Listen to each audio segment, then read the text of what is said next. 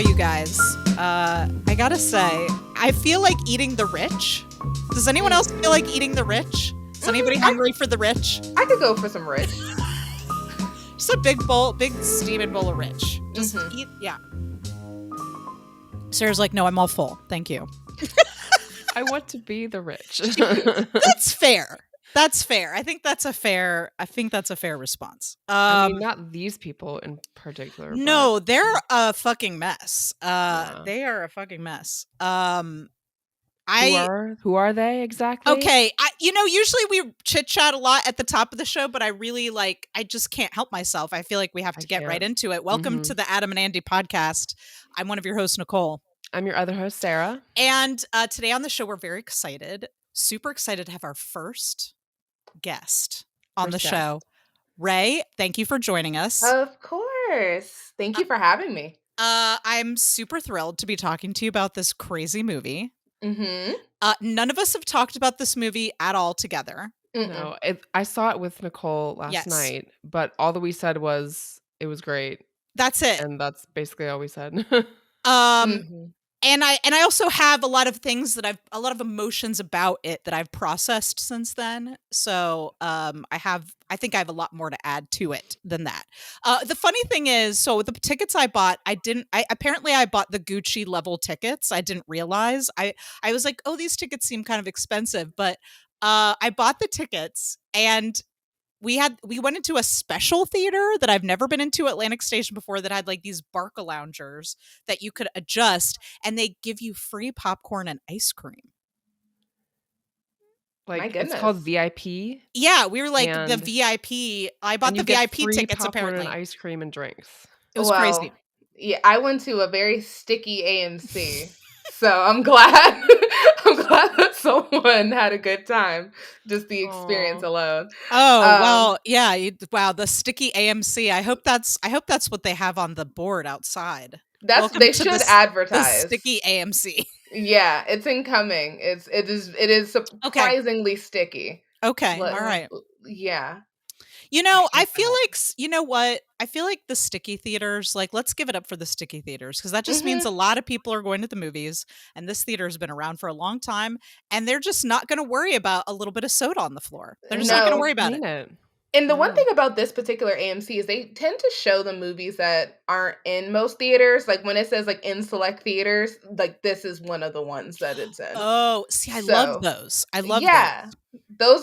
Those are an experience. So yeah, I love those little theaters like Landmark, the Plaza, all those old. Well, the Plaza is a very old theater in Atlanta. We love the Plaza. Oh God, I love the Plaza so much. So today, listeners, we're talking about House of Gucci. And I just can't wait to get into this. But before we do, I'm just going to rattle off a few Adam and Andy news items. I'm going to keep it pretty light because I definitely want us to get into the movie. So first, who should we start with, Adam or Andy? Andy. Okay. Get Andy out of the way. The biggest news today, get him out of the way. Just get your news. Get your news out of here. We're into Adam today. We're deep into Adam today. In many ways. Us. I don't know. Never mind. Maybe he is. Anyways, so Andy, the big news with Andy is that Baking It came out today. So Ray, I don't know if you've heard of Baking It. Okay, have you heard of Making It with Amy Poehler and Nick Offerman? No. I haven't. Okay, so Making It with Amy Poehler and Nick Offerman was one of those craft competition shows where you have a bunch of people and they've got to make something and crafty stuff. And it was really sweet and cute. Wholesome. Not one of those mean-spirited, backstabby kind of shows. It was just kind of fun and wholesome.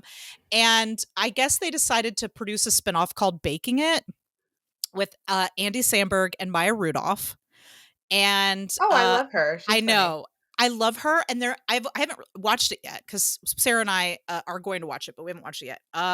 It's on Peacock. All the episodes are apparently out as of today. And so it's a baking competition. They have people on the show. They have to bake things and they have a panel. Judges are grandmas? Yeah, they're judgy grandmas. Grandmas judging the food. I know, right? It's so That's fucking cute. wholesome.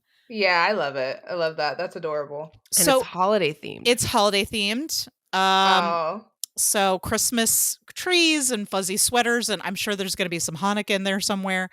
But yeah, I mean, there has to be. Yeah. But it came out today. And so that's the big news that I have for Andy is that Sweet. Baking It came out Can't today. wait to see it. I know. I'm so fucking I excited. love baking competition shows, and I'm sure this one will be fun. Oh, yeah. I love a baking competition. I myself can't bake for shit, but I love watching other people do it. So I get highly emotionally invested in those type of in those type of shows, like the British Bake Off on Netflix. Like I watched one episode on a whim, and then it was like 4 seasons later. I'm talking about soggy bottoms on pies. No, seriously, like, yeah. I watched every season twice. Yeah, that's. Every I mean, episode, every season. Like, I love that show. I had to stop. I've taken a break on it because I have it's gonna be a rabbit hole if I don't chill on it. So I think maybe it's been a while, so maybe I'll go back. But so you need it in small doses so it doesn't overtake your life. Yes. It's why I learned how to bake, actually, is that show. Aw. That's cool. Okay, so here's our Adam news. So Adam has kind of wrapped up his like Gucci press tour. He's retreated back to his cave of solitude. And I guess we won't see him again until Oscar season. I hope that, I mean, he's being, several movies have already put him up for consideration. Annette, Last Duel, House of Gucci recently released there for your consideration. Adam is on that list. So we'll see if he, I expect that he will get nominated. I expect that he will. This is the year of Adam, but what will he get nominated for? Well, let's hold off on that because I think this involves our question later that I have for. I have a listener question. I'm going to hold it till the end of the show, but we have a listener question that got emailed to us, and so I want to tackle that. But I hope he gets nominated. I mean, do they give out Oscars for trying the hardest? I mean, he has 3 movies out. 3 movies. And I mean, killing it. This man, no one's doing it like Adam Driver right now, you guys. He's like the Meryl Streep of his generation, I feel like. But with abs. I mean, maybe Meryl Streep had abs. We don't know. I'll never know. Yeah. She didn't do a Burberry ad, so clothes on, I think. Probably seems like it. But Adam, we know he showed us his abs. And I think that in itself deserves some kind of Oscar nomination. Agreed. So anyway, I'm trying to remember if there were any tidbits from the last couple interviews. He said that he keeps a lot of stuff from the sets that he's worked on. So he has 2 Kylo Ren helmets. He has the machete from The Dead Don't Die. He's got some chainmail, I think, from the Last Duel. So he keeps a lot of stuff. Oh, and he kept some shoes from the Gucci movie. So is he a hoardy type person? Like, you mean he walk into his house and he's just got like stuff from set just laying around everywhere? I imagine he puts it away somewhere. I don't know if he joked about having a shrine to himself in his house, but I sincerely doubt that he actually has that. It was a joke. You think he does?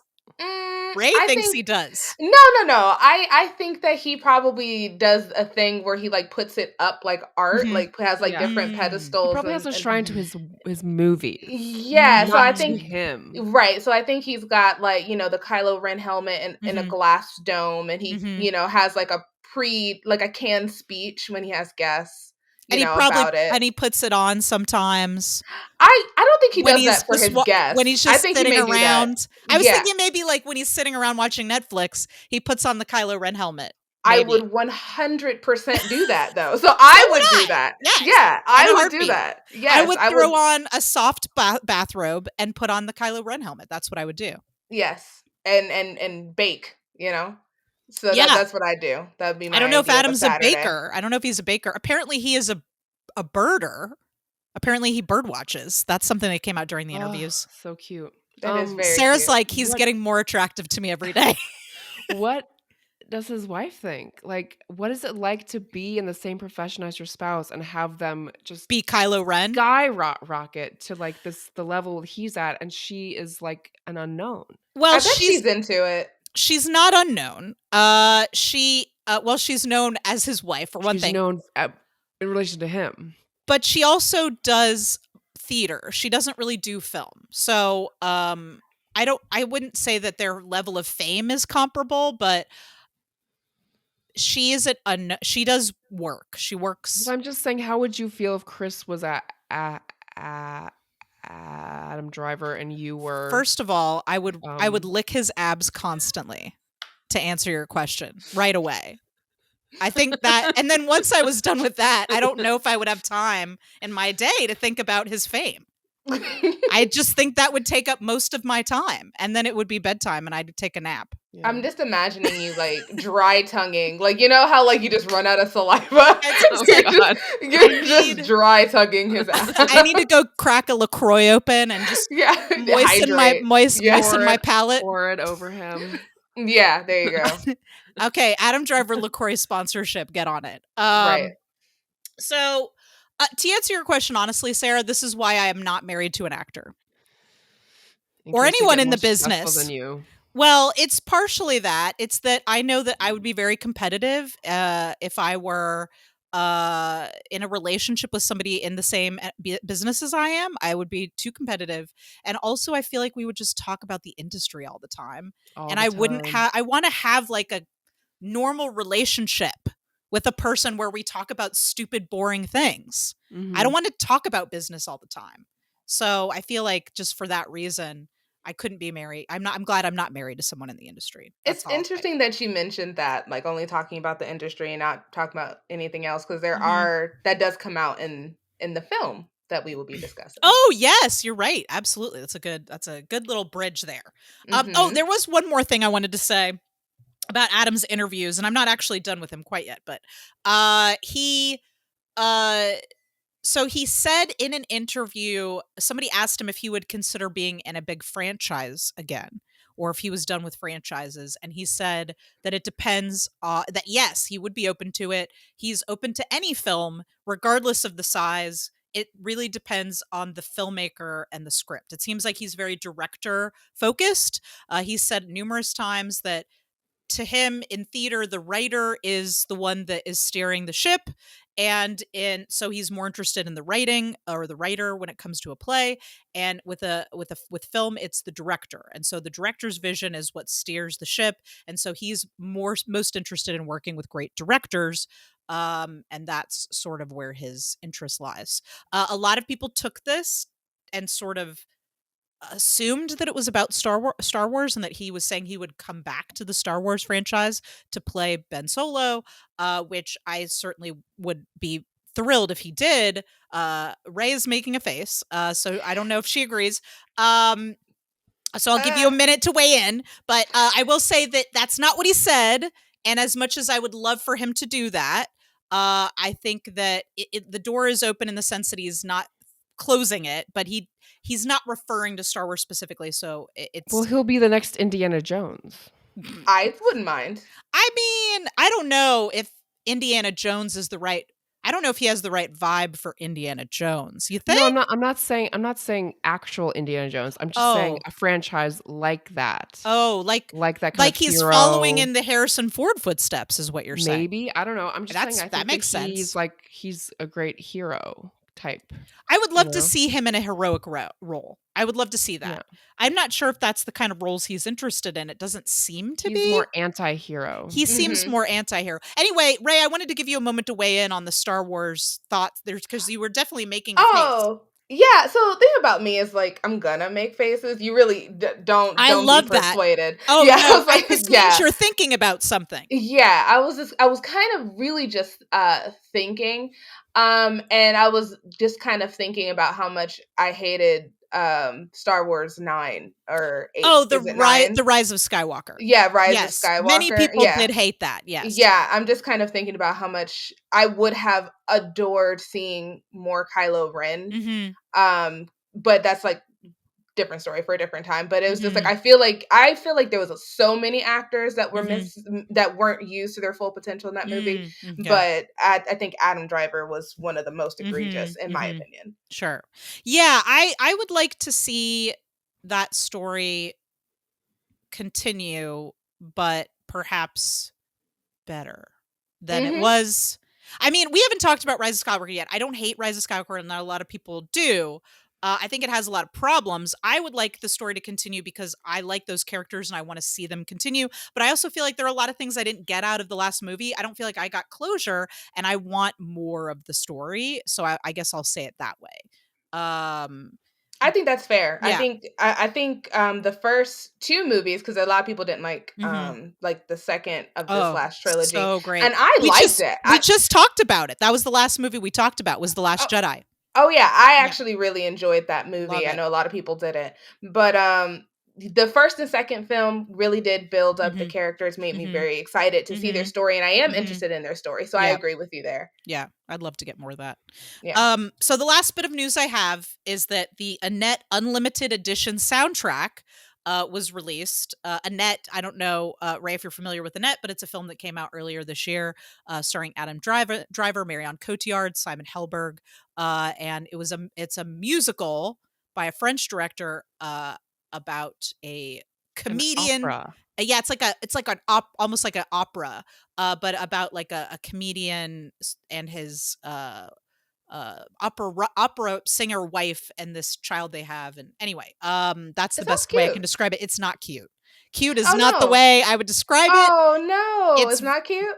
It's very murdery. But also loves it, and I hate it. I loved it. So I have to watch it. Now you're telling me I have to watch it. Is it like Sweeney Todd?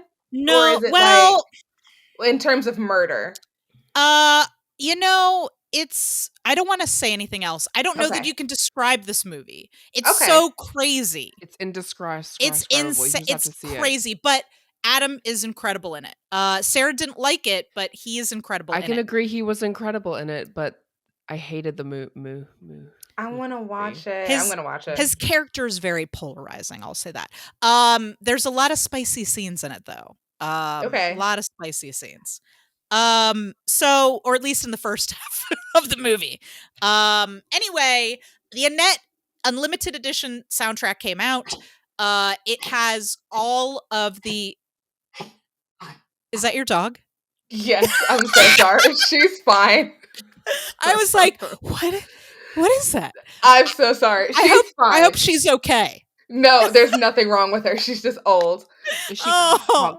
My dog does that too. My cat does. She does cough, but that wasn't a cough. That was like her doing her old man clearing her throat thing. She's like, I've got something back there. Yeah. So she naps, and then something, I guess, like a fiber will get stuck behind her throat, and so she'll wake up. And who among us has not? You know? Yeah. So anyway, she's fine. I promise. I'm glad. So anyway, the Annette Unlimited Edition soundtrack came out. It has every single song. So remember, Sarah, I told you there were a bunch of songs in the movie that were not on the soundtrack that I have. Everything is there now. I'm a Good Father, the scene where the conductor's conducting the orchestra and he's monologuing, all of the little intermediary bits, the lullaby that Marion Cotillard sings to Annette on the ship, all that stuff. Also, a lot of bits of talking. There are large chunks of Henry's Ape of God show that are also on the soundtrack. And I feel like, I know you didn't like it, and I understand that, but I feel like listening to the whole thing, again, divorcing it sort of from the visuals and just listening to the music gave me a new appreciation for the arc of the story. And anyway, I've been listening to it a lot this week. There's also some demos on there of songs that didn't make it on the soundtrack, which I thought were pretty interesting that I'd love to maybe talk to you about sometime. There's a song in there that I assume was Henry's song, where he's singing about how his wife and child have softened him too much, and now his comedy act isn't as edgy, and that he feels like he's starting to lose his, luster or his stardom, and that he's like wrestling with his domestic life and his, his artistic life. Anyway, so that's a song that was like, there's a demo of it. Adam doesn't sing it. The Sparks brothers sing it. And they're like just demoing that song. Anyway, it was really cool. I've enjoyed it a lot, and I've been listening to it this week. It's on Spotify. You don't have to pay for it even. It's on Spotify. So anybody can listen to it. And Sarah won't, but I will. I'm sorry if everyone can hear my dog, but it seems like he's been locked up in his crate so that my kids can eat without him eating their food. So if you hear a little bit of barking, that's what that is. If you hear hacking, it's my dog. So and together they'll create a symphony. Yes. It'll be beautiful. It'll be a beautiful operatic. All right. Are you guys ready to get into House of Gucci? Yeah. Sure. Okay. Wow. I don't even know where to start. I have so many notes. This movie is bonkers and amazing. Let's start with, did you guys like this movie? Yes. Sarah says yes. I'm going to say yes. I'm going to say yes. But I have a lot of caveats, but I'm going to say yes. I am going to go in your camp as well, Ray, and say that I very much enjoyed this movie, but is it actually a good movie? I'd like to parse that out. I think that the movie I think that Adam Driver and Lady Gaga carry this movie on their backs, and without them, I don't know that I would have enjoyed this movie as much as I did when I step back and look at the story as a whole. And I think there are a lot of reasons for that. But that said, it was entertaining. I enjoyed it. I thought Adam was great. I thought Gaga was great. I thought several of the other actors were great. I thought one person in particular was fucking bonkers, and I just... Jared? Is it Jared Leto? That guy was acting so hard. I was like, you need to slow down. Yeah. I have a note about him. He was schmacting. He was schmacting. He was schmacting all over the place. Yeah. My note was everyone in this movie is playing the Game of Thrones except for Jared Leto, who is playing Borat. Oh my God. It was like he was in a sketch. Yeah. Like everyone was like kind of on the same level tonally. Yes. Except for him. It was just it was almost like what movie was he in? I don't know. I have no idea, but it does remind me a lot of Halloween 4. I think it's Halloween 4, where there's like two cops and they're like the doofy cops. Yes, I know exactly what you mean. They're like two doofy cops in an otherwise serious movie. And it's so weird and jarring. Yeah, you know what he reminded me of? It made me think that he was in an audition as opposed to performing in a movie. Yes, and he's like, "Look, I can do it. Look, you guys, I can do the accent and the gesturing." And it's like, slow down, bro. You got the job. Can you just like take it down a notch? But so I to sum up, I did really enjoy this movie. I'm definitely gonna watch it again, maybe in chunks because it was really fucking long. Anyway, I'll get into my other thoughts, but yes, I'm definitely in the same camp with you there, Ray. Now I know you took some notes. I have some notes. I feel like we should let our guest. What do you want to start with, Ray? If you'd like to, or if not, I just want to give you the floor if you'd like to take it. Oh yeah. I don't know. I hate to talk about the things that I don't like first. That's okay. But those are the things that I kind of have more notes about. It's the things that I did not like. So I think I always prefer a more linear fashion, just to make sure we kind of get everything. Oh yeah, absolutely. I think my notes are generally linear as well. Yeah. So, I mean, I don't know. I guess one thing that I would say is one of the things that I noticed within like the first 20 minutes is that it didn't feel like a Ridley Scott film. That was something only because I was kind of picking up early, and I think it gets worse in the body and at the end. The weird editing choices. Oh my God, there were so many. Yeah. Can you elaborate? Oh my God, Sarah, the when he jumps into the air. When he's when Adam skyrockets into the air at the shoe store, like what was that? Like, no, and it came out of nowhere. There was no build up. But you know what I actually referenced here as like my biggest thing that kind of stood out to me about the the editing. Yeah. So he reconnects with his dad, Mauricio. Yes. He Yes. reconnects with his dad, Yes. right, after the marriage. Mhm. And, you know, of course, he's still not a big fan Mhm. of you know, Senora Gucci. Mhm. But you know, she still decides to hug him. So they hug and he's like, I Mhm. love you. I'm so glad we're Mhm. friends again. Yeah. And then like there's a smash cut to his coffin. And Yeah. in the movie theater, Mhm. I actually laughed. Yeah. Not because it was funny, but because the It was so editing, jarring. Yeah. yeah, the editing made it seem like it was a comedy smash cut because it was almost like I agree. nothing could possibly go wrong, and then smash cut to his dead body, and I was like, "Oh my god!" I don't disagree with you, and that I think, Sarah. Once I began to pick apart the movie in my head after we saw it, like again, I enjoyed the experience. They put on a show. But Oh then, yeah, but then once I began to look at the movie under a microscope, I began to see exactly what you're talking about. I think that's so funny that you would say that because, like, I really appreciated the quickness of the Mhm. last half because I was Mhm. like, "When is this over?" So, like, I was like, That's "Okay, fair. good, he's dead. Let's keep going. Let's move yeah. on with the I I story." felt like Like there were large chunks of the movie missing. That's what I felt. I felt like there were scenes that would should have been there that weren't, and I'll talk about Yeah. what I think about. Yeah, But and I know actually there was lots of parts, and this might be in your trivia, but there were lots of scenes that were filmed that we actually saw being filmed because the Italian paparazzi was relentless, and I was texting pictures that were going up on Twitter to Sarah all the time of like, oh look, they're filming. We did see the scene where he's like eating the fucking I don't whatever that empanada? is. I don't It know. was like some kind of pastry or some shit. But so there and the boat and like all kinds of stuff, and there were a lot of scenes that were that we even saw in the trailer that weren't in the movie. So I know the initial cut was something around 3 hours long and they cut it down to the length that we see, but I feel like the second half of the movie just especially the last third felt really rushed to me. Yeah. I would agree So with that. Oh, I'm sorry. Go ahead, Sarah. well, one of my notes is that, I feel like this should have been a series. I Like, I would have agree. wanted to That's watch exactly House of what I have in my Gucci, notes. 10 Yes. episode, Yes. hour-long episodes, like Yes. this because my Yes. problem with films like this where it's like It's a too true much. story, It's too much. it's they show, like you need to see, like, a gradual shift Mhm. in Mhm. Yes.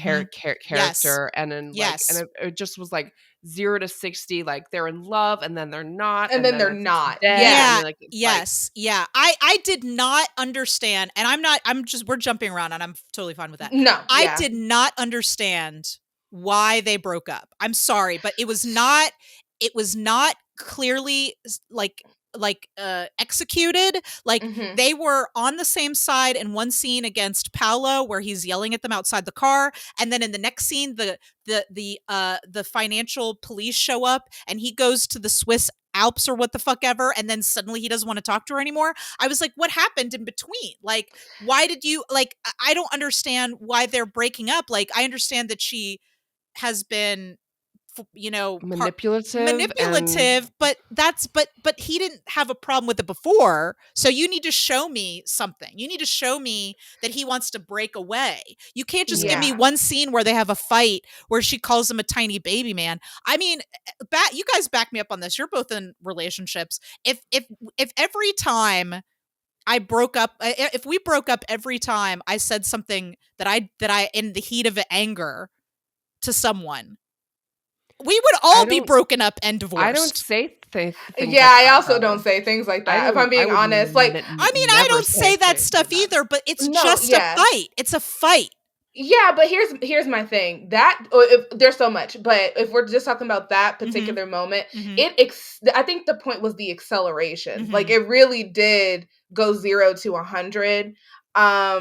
Where it goes from you're a tiny little baby man, Mhm. and she had already called him a cretin, which he really didn't like, Yeah, and give me more of that where he feels yeah, yeah.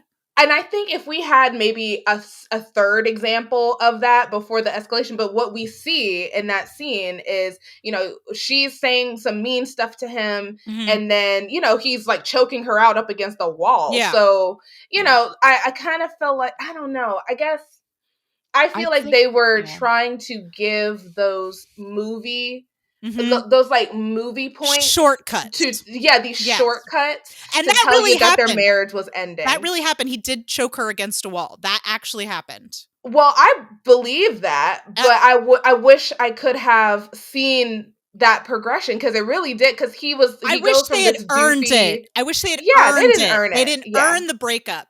No, I agree. Show me, and this is what they could have done in a series, Sarah, which is why I totally agree with you. Show me him being this sort of innocent, like, not really, like, everybody tells him what to do, controlled puppet man. Show me that. And his transition to getting a taste of power and like taking the power for himself, and then realizing he doesn't want anyone to tell him what to do, and starting to pull away from Patrizia and feeling like he doesn't want to be manipulated. And maybe he starts shutting her out and she starts really scrambling to get back Trying to in. get back, And yeah. they didn't like, they showed that They to us didn't after they show were that. It broken was up, like and it didn't make any sense. it Show was like a us summary. It was a summary. It was a book report. It was a bad book report. Yeah, it was a book report. It was like, here's the cliff notes of this movie. This was the instead cliff of notes of the Goochies. Yeah. Yeah. Give me Paula giving him, like, showing him that he can be in a relationship where he feels supported, or maybe like he's the one in charge. Give us that a little bit, some, before you just like, she gets there and suddenly he wants, like, he's like, the scene where she's uncomfortable because everybody else at the table is like shutting her out because she isn't one of them. That was a great scene. Give me more of that. Show that they're not seeing eye to eye. Give me more of the Christmas He was gift so opening. mean to her in that scene. He was so mean, short. but Like, all he of was a very sudden, short, and like, all of a sudden it was Yeah. not earned. It wasn't earned at Yeah. all. I didn't understand it. So It was like Dr. Jekyll and Mr. Hyde for me. I don't understand how that happened. definitely.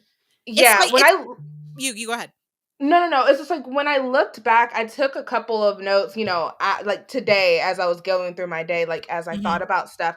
One thing I said was that is like, they wanted like Maurizio to be like Icarus, but didn't want to like show. Oh my God, that's perfect. Yes. Yeah.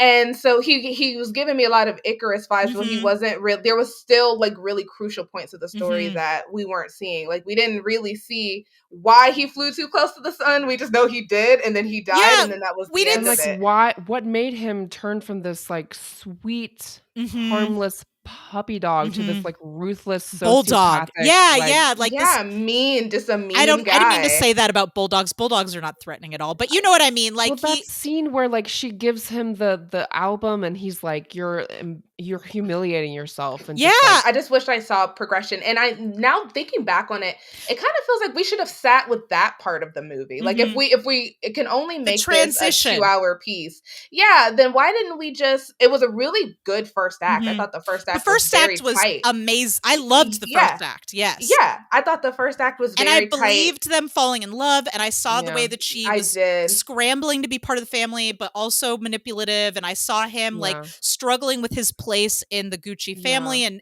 the legacy, and not wanting to be a part of that. All of that was great. And then it just fell apart.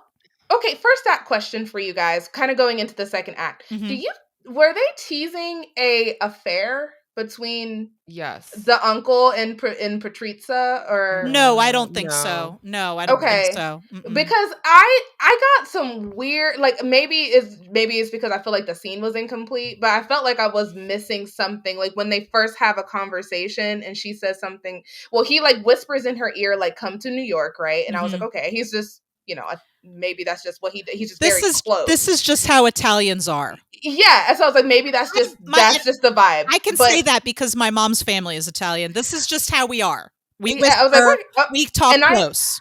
I accepted that. I was like, okay, maybe that he's just a close talker. Okay, fine. But then, they had that meeting between so he was checking her out. He was definitely checking her out like, when she was wearing the red dress, right?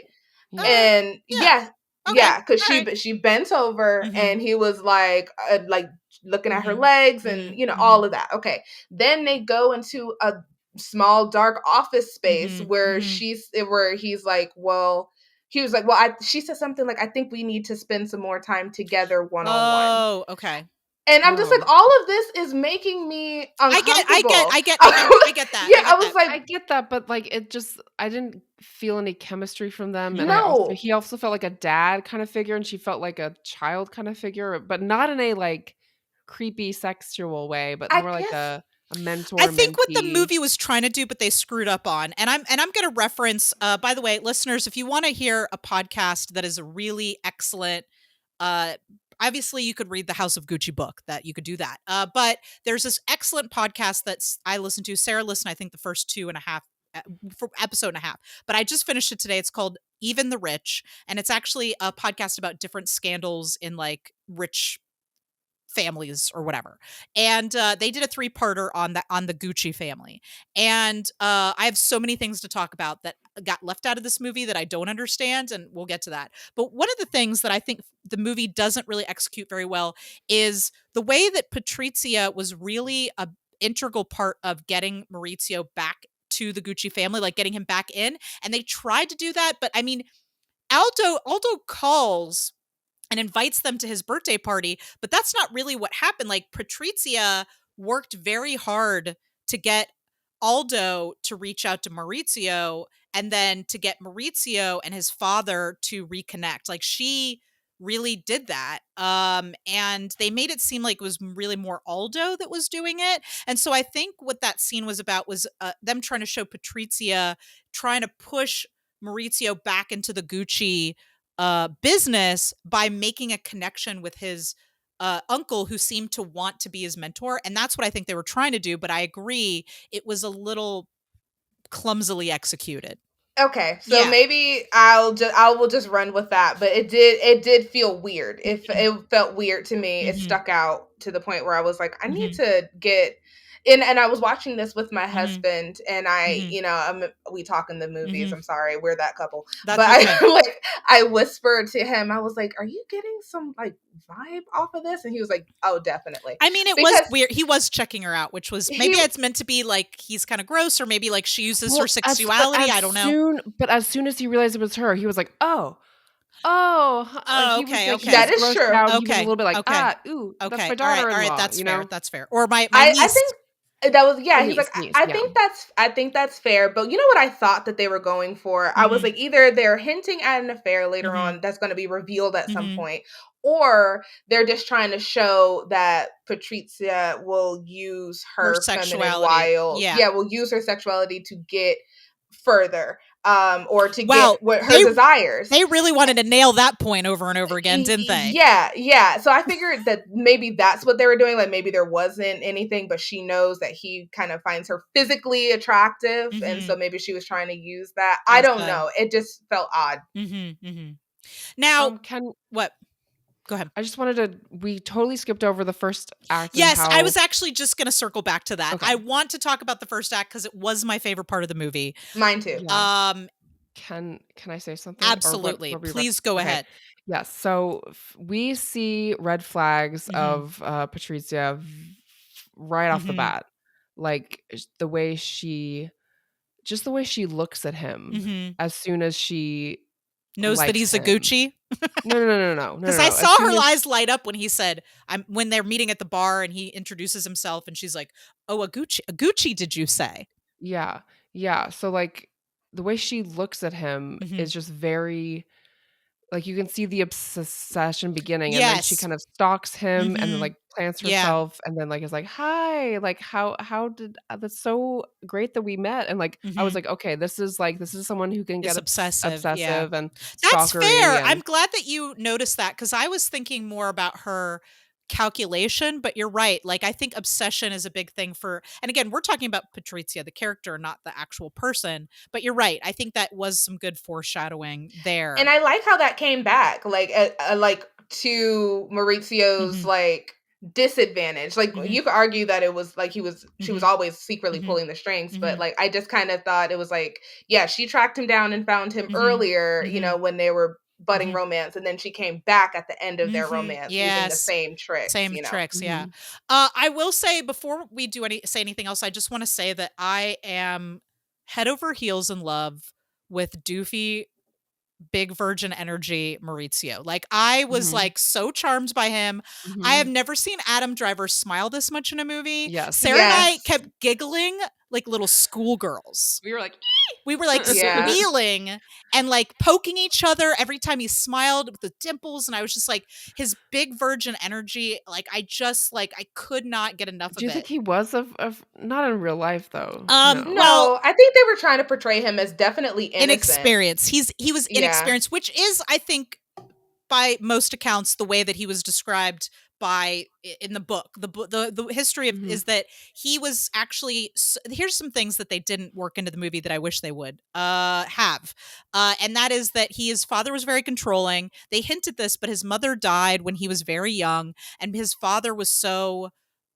He never got over her death, but also he was overprotective of Maurizio. He wouldn't let him do anything. He didn't have any independence. He was followed by like security people constantly. He couldn't even ride his bike around like the grounds by himself. Like his father was just very controlling, and his father was very controlling about his love life as well. And so, and Sarah, I'm sure you remember this from the podcast, but he would go to dinner with Patrizia and not really eat anything because he had to have dinner with his father afterwards, and he was lying about where he was, and like he was terrified of his father finding out about her. So yeah, he was very inexperienced compared to Patrizia.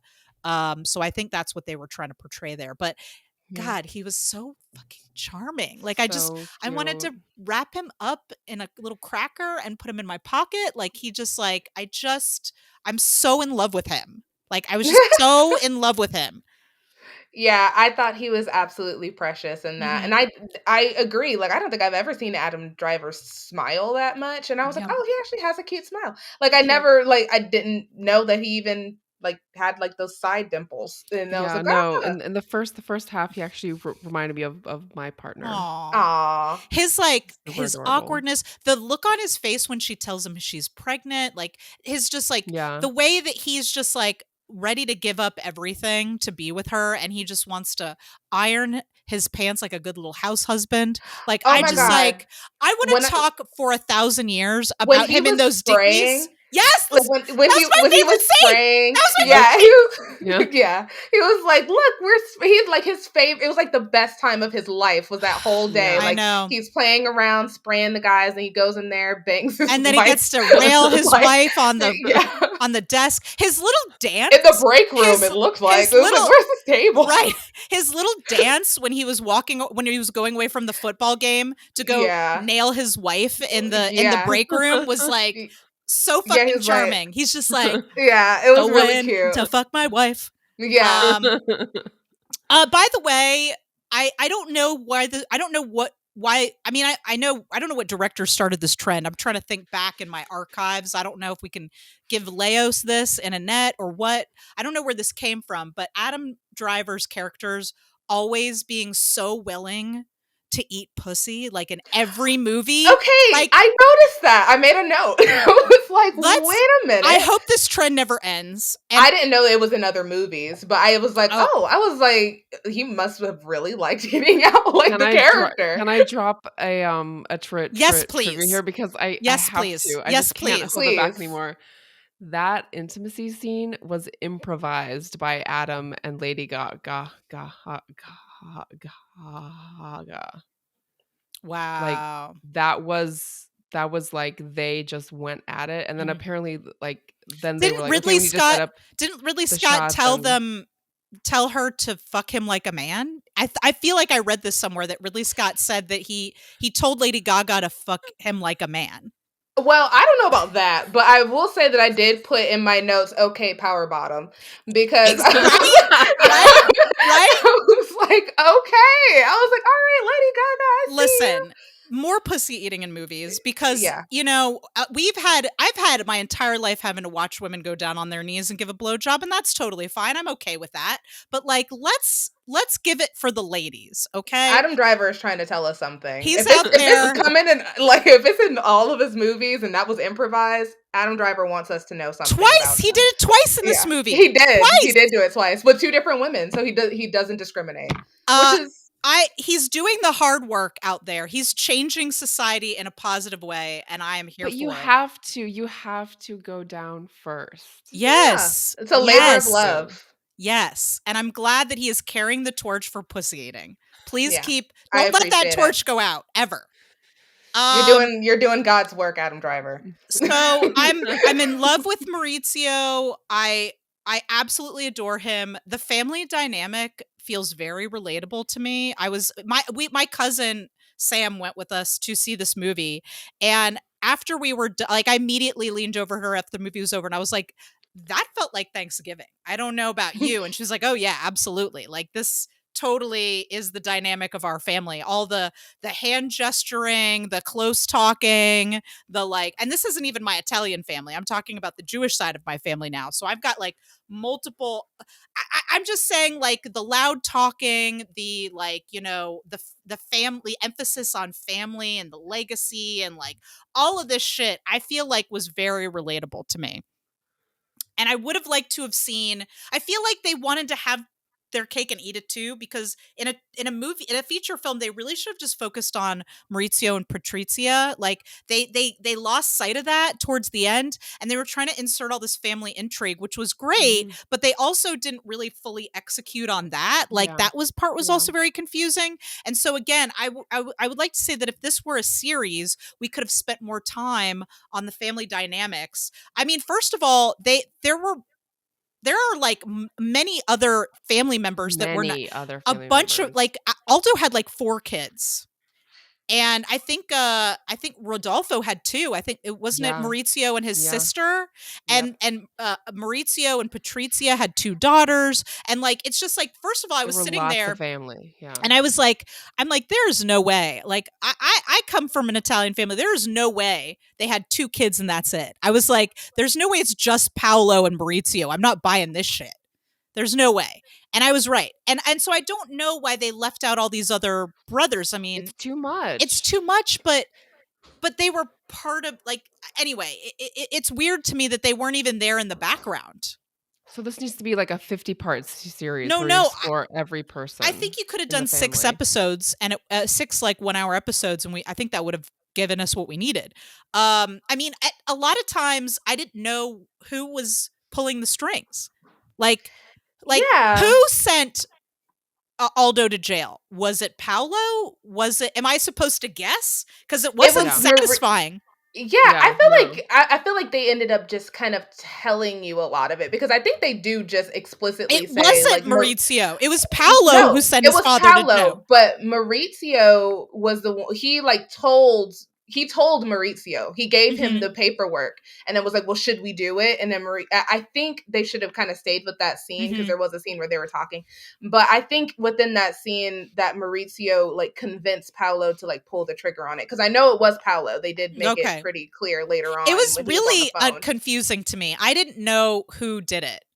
Yeah. I didn't get it at all. A lot of times there were a lot of political maneuvering, and I was like, are they going to tell us who did it? Or like, I feel like that should have been part of Maurizio's character journey, for him to Yeah. start doing these underhanded things and not just like being present when, like, who signed the paperwork? Who signed the paperwork that gave Maurizio 50% of the company? Like, Mhm. They never really, and They skipped that it. was weird to make me. a choice. Make a I was like, choice. do they not know? And if they don't know, then just make something up. You know, and I was just like if Make she a did she do choice. it? Like did Yeah. she, because they made some insinuations early on that she was like had mob ties or whatever, Mhm. because her family's in transportation. Mhm. So I was like, that would have been a really good time for her to be like, I'm gonna go back to my roots, and I'm gonna find a really good forger to But do this for us. You know, like I thought we saw her forging checks at the beginning of the movie for her dad.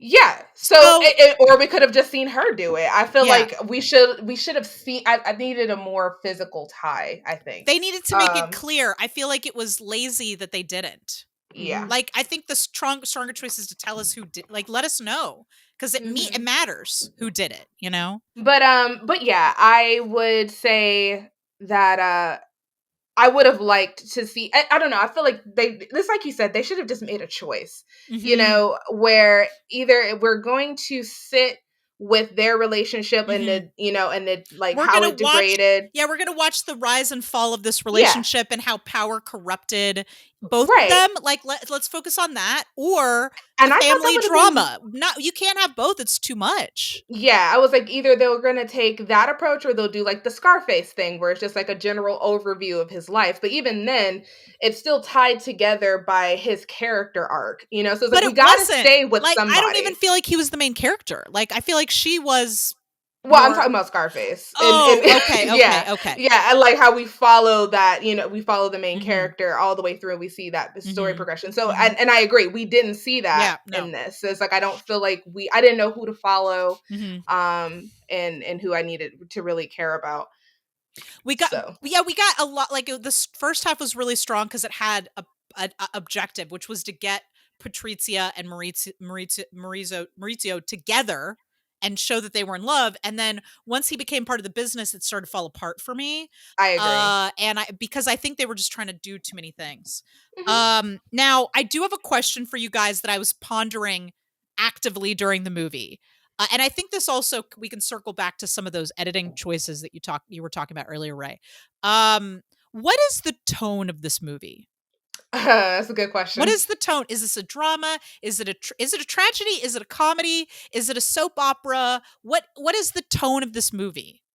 You know, I okay, so what is the tone? I don't know if I have that answer right now, Mhm. but I think what they wanted it to be, I Mhm. think they probably wanted closer to a black comedy. Okay.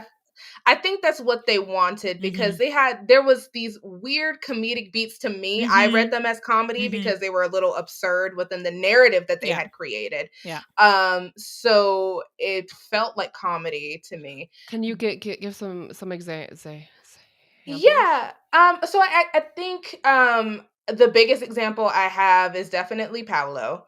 Yeah, Um what he does, I just don't understand him at all. Yeah, it's definitely Paolo because the rest of the world that inhabits Mhm. does not act that way. And I Mhm. understand he was supposed to be flamboyant and outgoing and Mhm. sort of, he's supposed to be the black sheep or whatever the case may be. I get it, He's like but it was still a he's lot. like Tom Cruise from Tropic Thunder.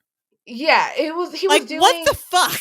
I just kind of felt like he was in a different movie. I He really was in did. a I just different kind of movie, yeah. Mhm. I felt like he was doing something totally different. Yeah. And so it was like for him to lean so heavy in that, it made me think that maybe at the onset or Mhm. by the when Mhm. around the time where they got Jared Leto on Mhm. board, they were steering more towards a black comedy where there's going to be some absurdist Mhm. elements, but there's still going to be serious. Like Someone is Adam still dying. Driver launching into the air and freeze framing, like, what was Yeah. that? Sarah, Yeah. do you And not remember this? Because I feel like maybe you don't remember the scene, I but do, okay, because I just didn't have a problem with I it. remember us turning to well, each other and going like, "What happened?" I mean, I'm not saying that I didn't enjoy the movie, but I do felt like that shot was really weird and I don't I think understand it. it And affected the overall tone. It was comedic and a little bit more lighthearted than I think the surrounding scene because that when we yeah. think he was in the Gucci store Yeah. and it was right at the time where you start seeing Patrizia getting really into the fashion of And Gucci and he like was starting to warm up to the idea of being part of the business, right? he was starting to warm up to being So kind of part of the business. is he literally leaping into his legacy? Is that what we're meant to see? I'm just trying to figure out what that shot means, you know? I think it was just supposed to be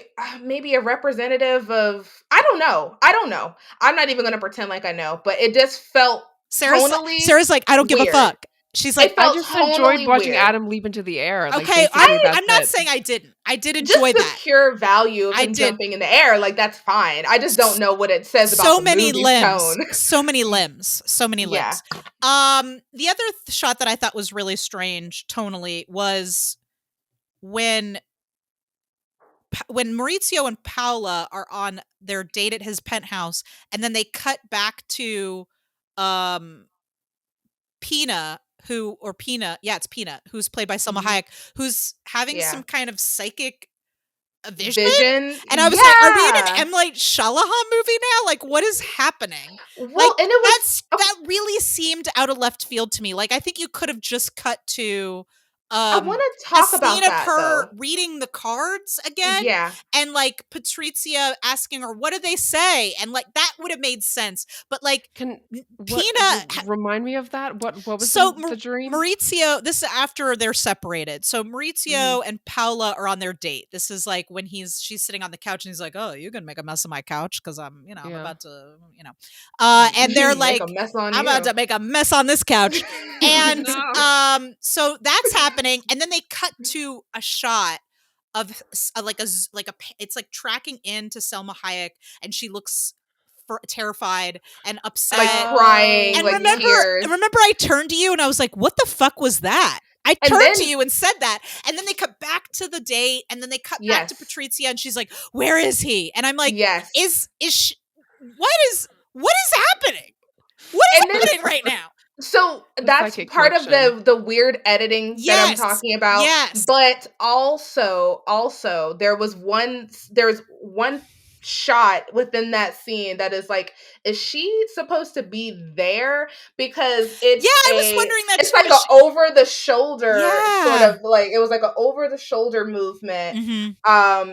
And it was like, then it goes like this, and then it kind of pans up at Adam Driver's face as he's kind of leaning down, Yeah. and then like he gets down on his knees. So I was just like, is the camera supposed to be Selma Hayek, and she's having this vision? I don't know. Or I is was it just very a confused. weird choice? I was very Like just confused. yeah, it was weird. Sarah, did you have any thoughts about what you think the tone of this movie is? Because I'm about to give you guys what I landed on as what I think. Well, I think it's ultimately a tragedy, but I think the tone is confused. It's I think the this tone is this movie is confused. genre is confused. Fair. Guys, the only thing I could land on to suitably to satisfy myself as to what I think the intention was is Shakespearean tragedy. Hear me out. So, the family drama, the broad character choices, the very abrupt turn into like, it's almost like a Ophelia, where she's like, I love you, now I'm insane. Like that whole thing, Pina the mage like having visions, the like, even Paolo makes sense in this universe, because then he becomes like the clown, like every Shakespearean tragedy has a clown. And so then Paolo becomes the clown figure, and then him and Aldo become this sort of tragic clown kind of pairing, which they ended up being in a way. I think that scene where they're washing the dishes was felt like a very sort of side comedy bit that was going on. Yeah, like, what And the fuck? Just like in this movie that needs to be fast paced and needs to have a lot of different things. Why are we watching them wash this was not a movie dishes? where we had time for that. Like, take that out and give me another scene where Maurizio is transitioning into, his like ruthless, sort of businessman identity. Like, give me that. What You were know you who should have thinking, directed Ridley this Scott? movie? Who? Who?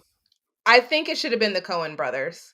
Oh my God, that would have been amazing. The Coen brothers should have Amazing. directed this. Ridley Yes. Scott, I feel, and I'm someone who likes Ridley Scott. I like Mhm. him. I think he's great, which is Yeah. why the editing was so The weird to me, Last because Duel he's was usually great. The Last Duel was yeah. great. I haven't seen it. I It haven't was seen that yet. great. It was a But really great movie.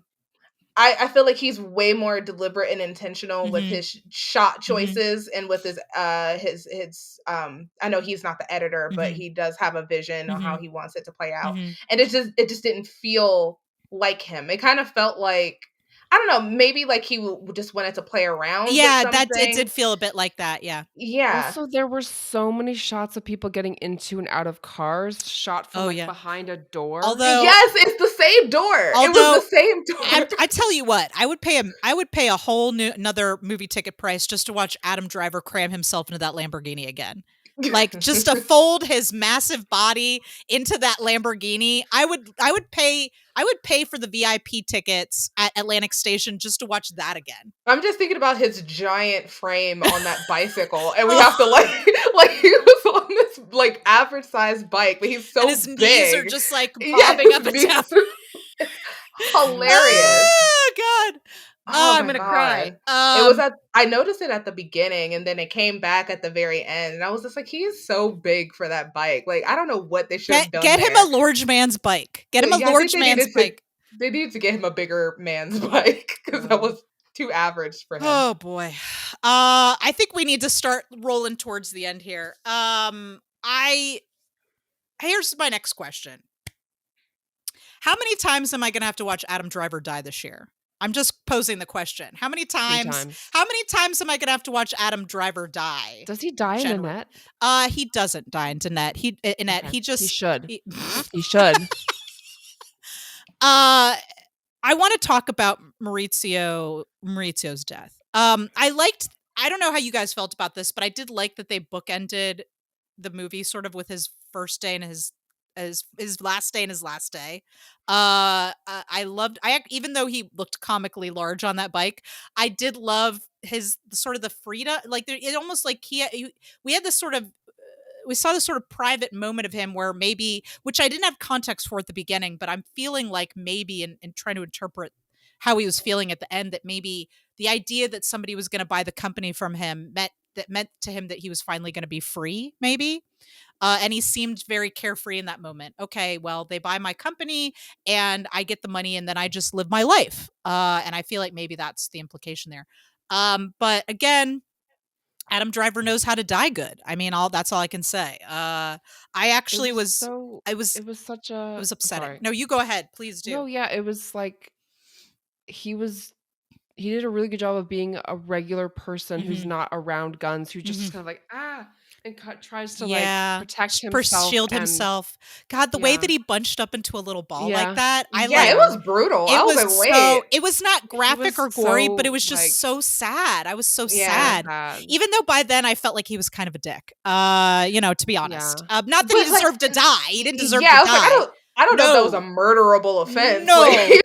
he was a big jerk, I but mean, I would have leapt through the screen and wrung Patrizia's neck myself if they had done that to him in the first act of the movie. But oh, yeah.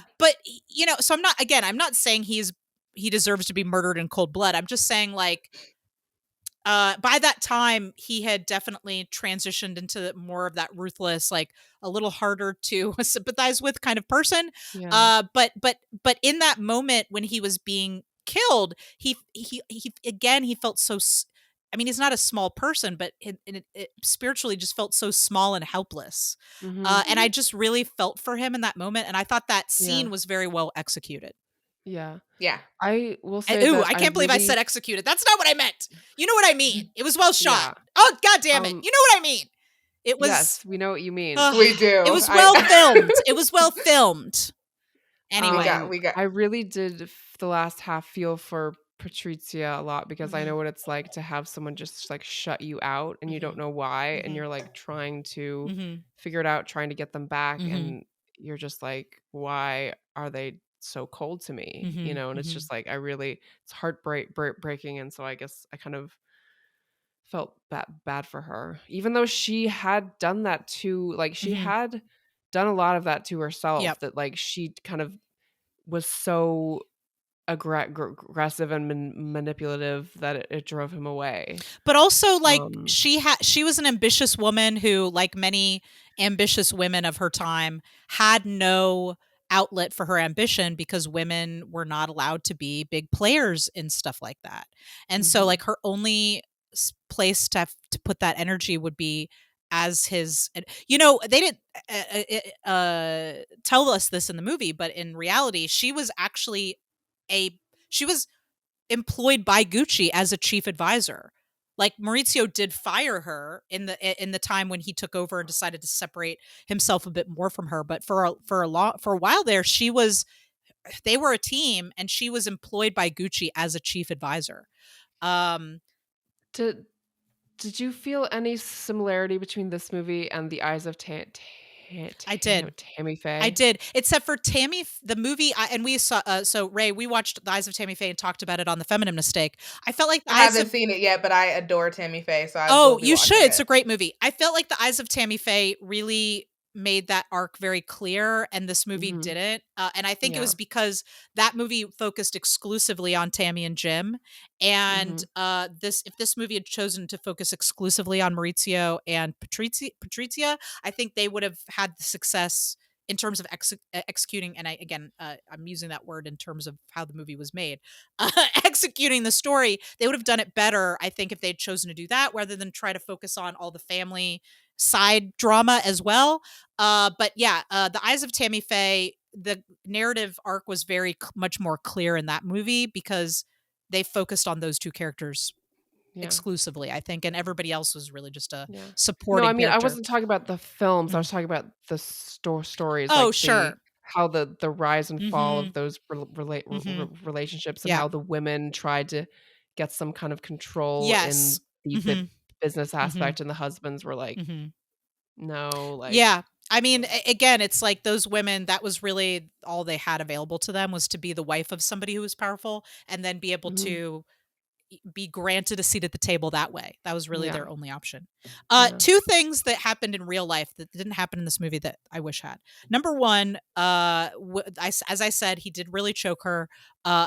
His daughters watched, which I don't think that I need that. But he said, as he was choking her, he said, and I think he said this in the movie, "I hope this makes you feel taller." Uh, Yeah. but what wasn't in the movie is that she then said back to him, "Keep going, I just need a few more feet," or something like that. Like, she gave it right back to him. And I feel like I kind of wish that that had been in there. The other thing that I wish they had done, which I thought was really weird in the movie anyway, was that when she opens, remember they're opening the presents, and she gives him this gift which she is hoping he'll like, and he doesn't really seem to care, and then he gives her a gift card, which, I mean, To Bloomingdale's. I was like, the shade. who among us hasn't been given a shitty gift card from our significant other? Yeah. But first of all, I thought it was weird that he gave her a gift card to Bloomingdale's because, like, why would he give a It gift felt card to spiteful. it? It felt Yeah. But I also I think thought he that it wouldn't have was. given her a gift card to some other. I don't know. It seemed out of character for him to give her a gift card to literally Well, anything that Well, she wasn't even Gucci. said, "I don't shop there, you know I don't Mhm. shop there." And yeah. so that was, like, mean. He was being mean to Okay, but her. do you know what And he also really gave her though in real life? What? what? A keychain. Ooh. I feel like a keychain would have been I better. think a Gucci keychain would have been like Yeah, I feel real. like Why a keychain? That, I think that would have really.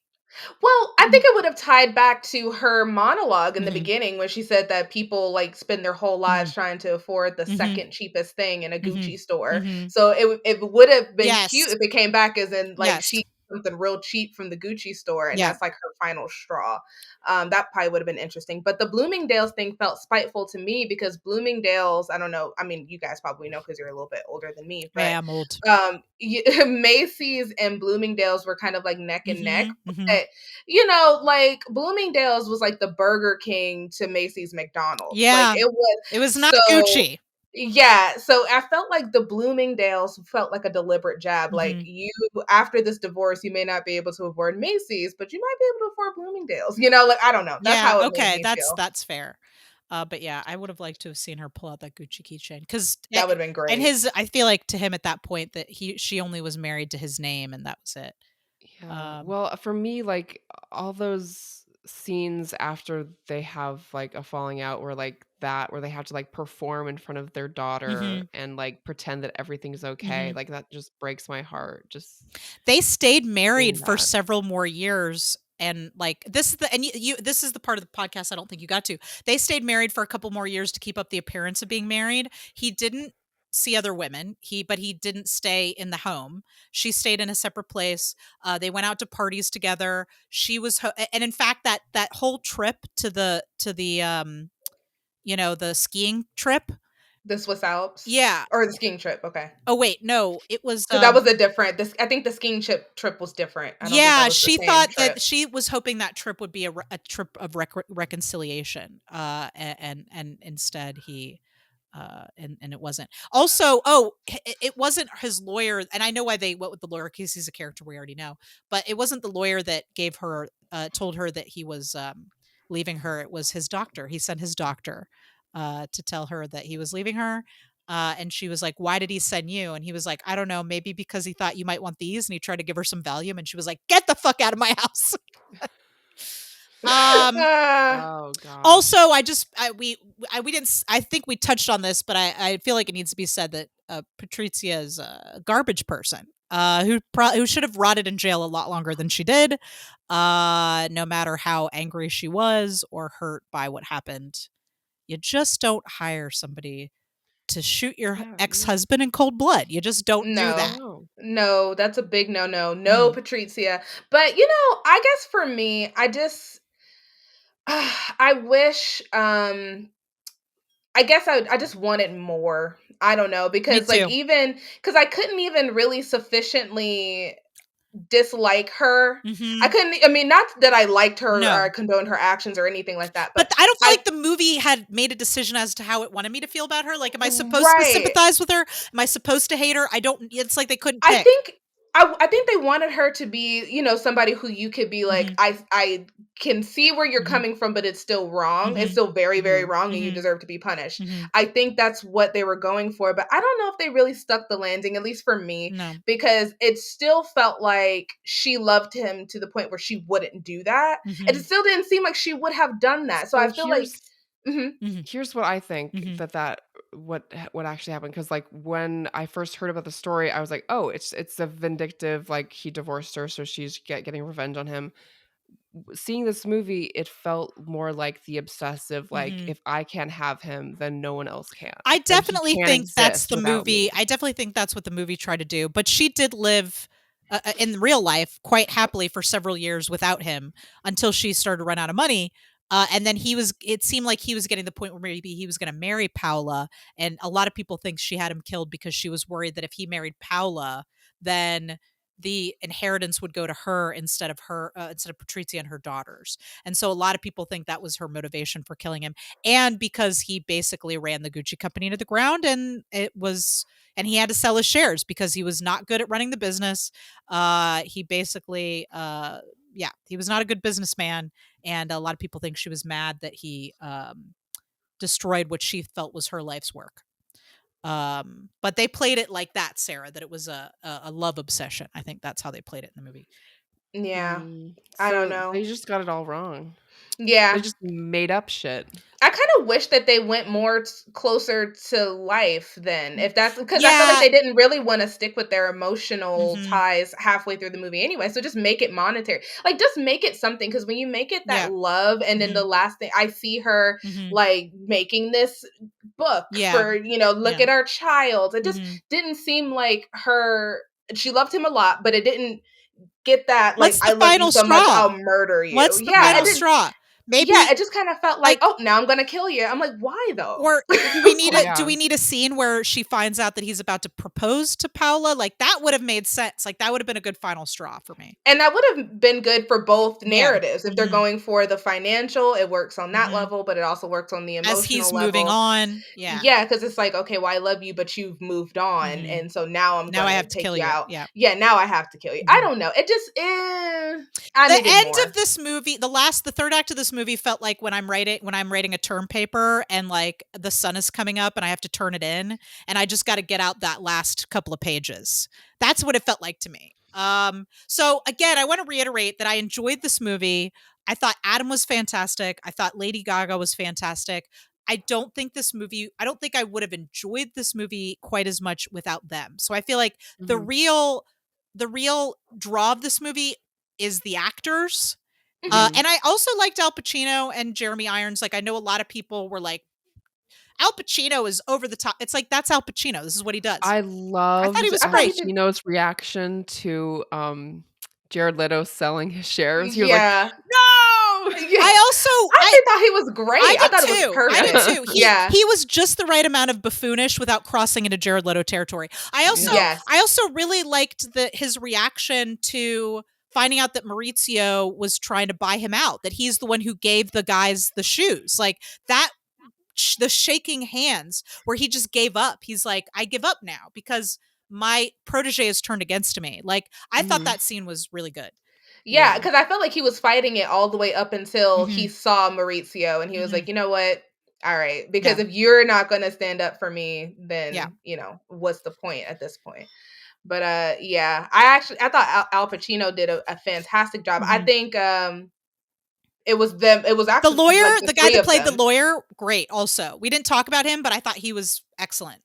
I don't know. I guess he was okay. I Okay. don't I don't know if I got enough from him. And it's Mhm. not his fault, the Mhm. actor's fault. The actor Mhm. was fine. But I think I would have wanted to see a More little of bit his more. motivation. Yeah, a Yeah. little bit more of his motivation because Mhm. I really did like where he was like, "She was right about I you" at like the that end. too. Yeah. And I really would have preferred maybe another scene or maybe just seeing him in the background like doing Some this kind of or foreshadowing. something. Yeah. Yeah, Yeah. something to kind of lead me there because I was just like she seemed totally off base Mhm. until the last couple of scenes where it turns out she was right all along. So if there was something there, that would have helped me. Mhm. Mhm. But that's not an acting note. That's a writing note. I think the actor was just Yeah, fine. or editing or something. I don't know. Yeah. I feel like there were a lot of scenes missing here. I needed to see more grief at the father's funeral. Like there, I know I saw photos from behind the scenes of Patrizia comforting Maurizio as he's like, you know, very like seemingly shaken with grief by the death of his father. I missed that scene. I needed that. Yeah, and I I would have really liked I that. really needed that. Like Yeah. for his character progression and for some closure with that storyline. I needed that. Why did they take that out? Like I don't I know, don't because It maybe should have been because a series. It it was needed to not be it it should have had been a no longer. business series. being Yeah. a Yeah, film. it should have Yeah. we needed like 6 hours of this, not Yeah. 2.5 hours.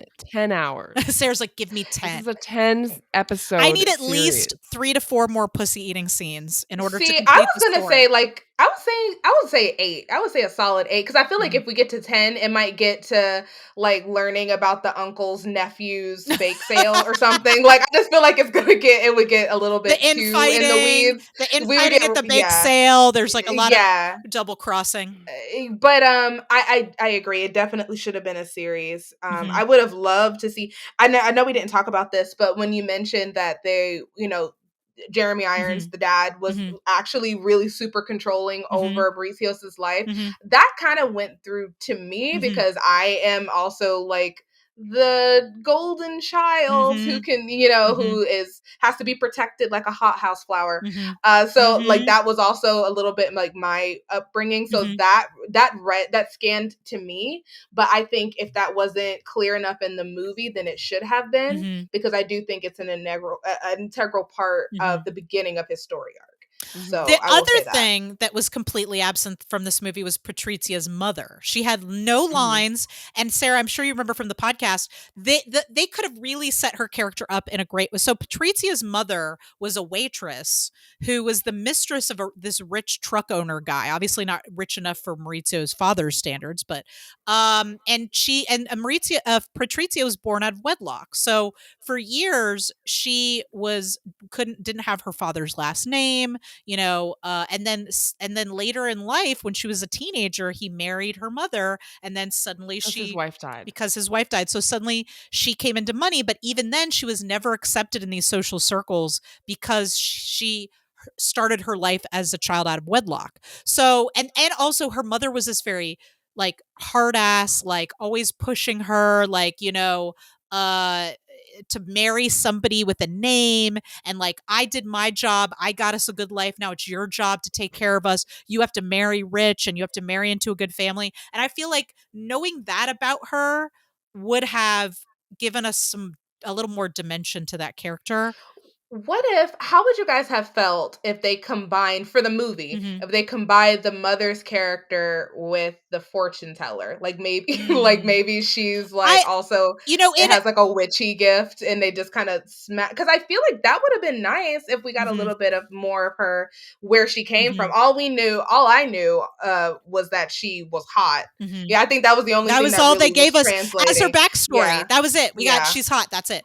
But I narratively in a fiction film, I think that would have worked.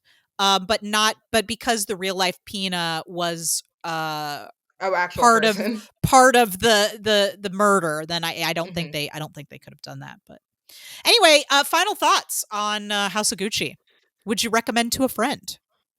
It was very fun. Mm-hmm.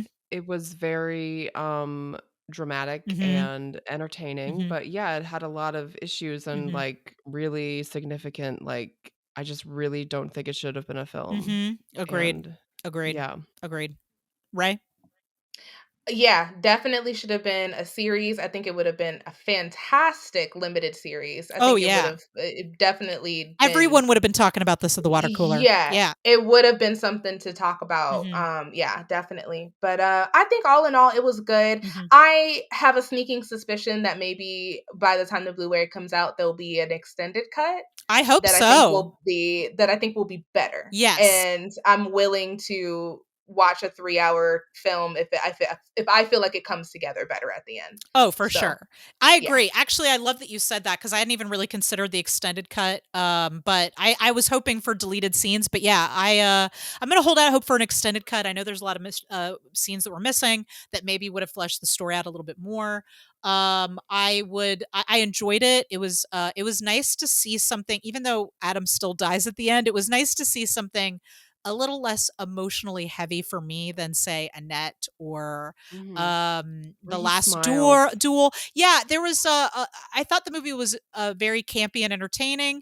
I don't think it was the best film of the 3 that we've watched this year.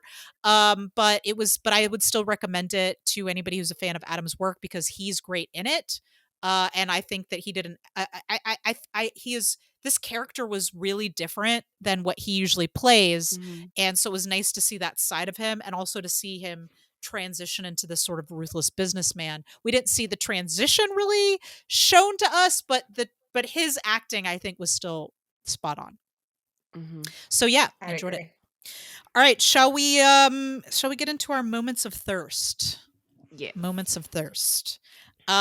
Sarah, you have 5 moments of thirst. Would you like to go first? Maybe we'll have some overlapping thirst. Okay, so the awkward dancing.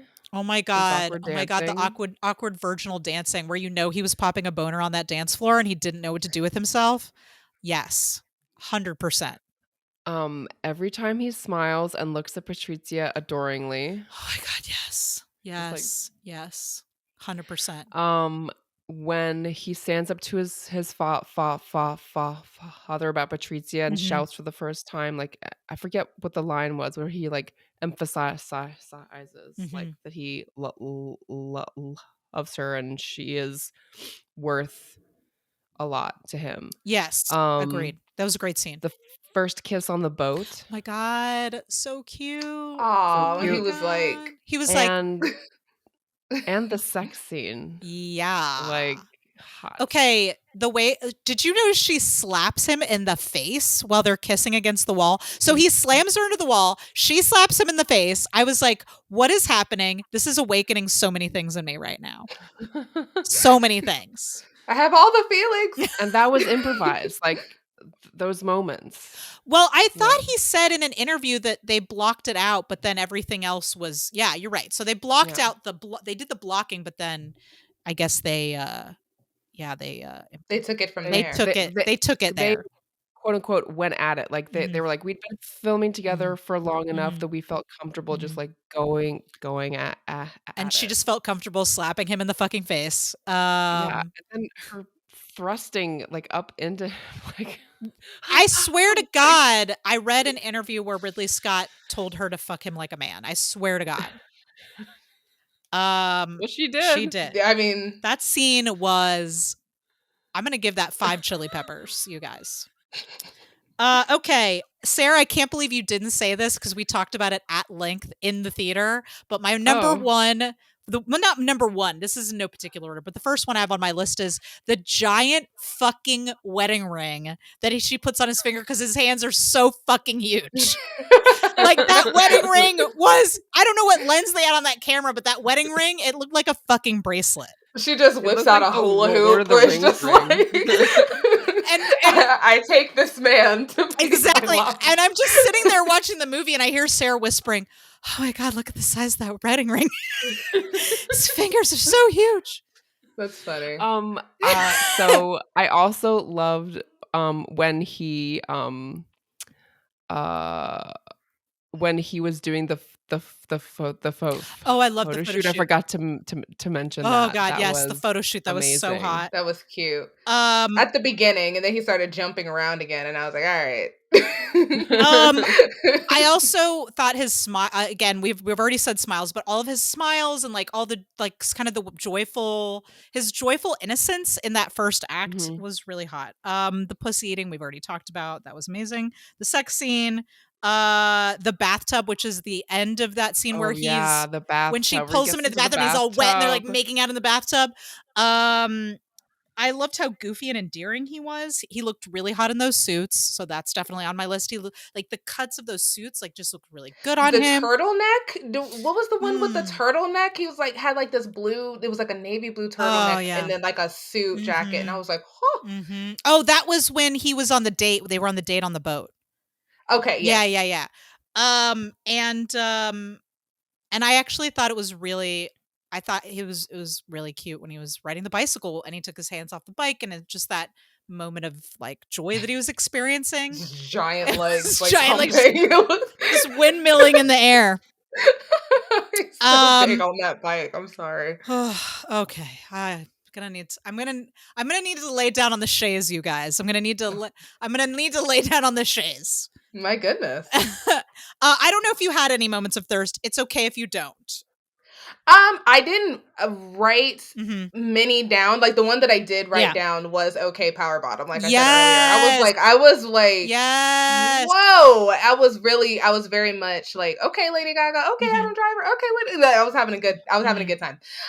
So I would say that was probably a moment of thirst. Hmm. I also did mention his smile, Yes. because I just Hmm. really didn't get a chance to see that as much. Hmm. Even in interviews, Adam Hmm. Driver, like it's most Hmm. likely because he has to answer the same Hmm. questions over and over Yeah. again. I'm sure it's annoying, Hmm. but you don't really get a chance to Hmm. see his face light up. So, Hmm. and I Mhm. think that brings out how handsome he is because he's stealth hot to me. I could Oh, see people looking at him Yeah. and not seeing Hmm. anything, but you gotta hit Hmm. it at a certain angle, Hmm. and then it's it's his like, attitude. yeah. Hmm. Oh, Hmm. the attitude too. But I Hmm. think even his physical appearance Hmm. is, is really I something just to think look he's at. a He's just, gorgeous, beautiful yeah, man. He's gorgeous. yeah. Um, that's And he's just huge. He's he's just a big just guy, and I giant. like that. Yes. Yeah, I just like how he's just a monster. Yes. Just like who can act. Touch me with your monster hands. As you would imagine, I'm normally up for pretty much anything in the bedroom, but I can't tell if what happened was weird or sexy. All right, Sarah, are we ready for some trivia? Some trivia. By the way, Here we I go. feel like I heard somebody use the word hot facts recently. I think it was Andy. I'm pretty sure. No, it was hot goss. I'm sorry. Remember when we used to talk about hot goss on the other show? Mhm. Andy used the Just hot phrase facts. hot goss on his interview Mhm. with Seth Meyers, which I didn't even talk about in the news segment. I can't believe I forgot that, but Andy was on Seth Meyers and I watched it. Anyway, Sarah, you're up.